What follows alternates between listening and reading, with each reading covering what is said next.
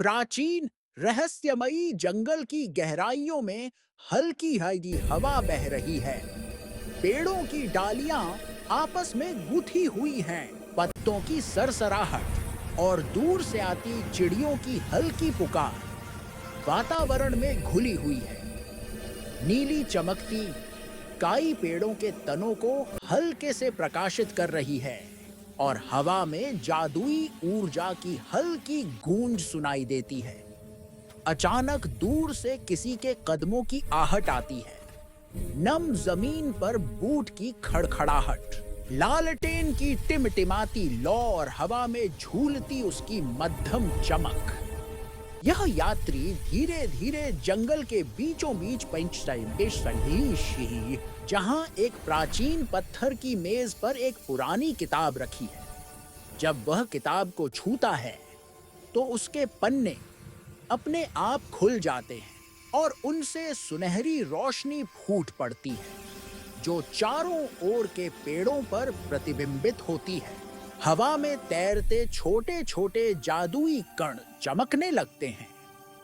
उनकी आवाज चांदी की घंटियों जैसी मधुर और रहस्यमयी है। धीरे धीरे किताब के पन्ने अपने आप पलटने लगते हैं।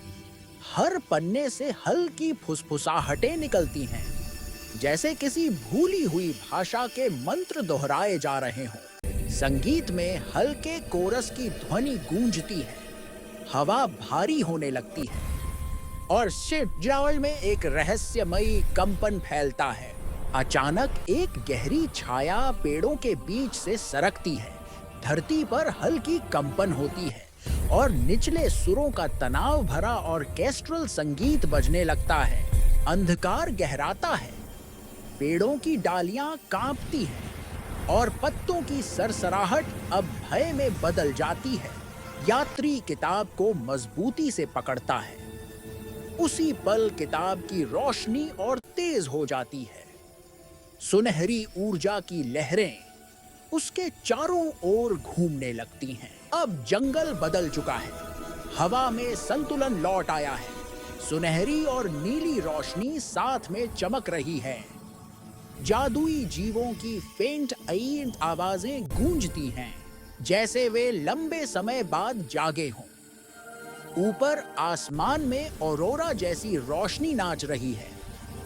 उसके साथ चाइम बेल्स और हल्के हार्प के सुर तैरते हैं। एक भव्य ऑर्केस्ट्रल थीम बजती है, जिसमें विक्ट्री और हार्मनी का मिश्रण है।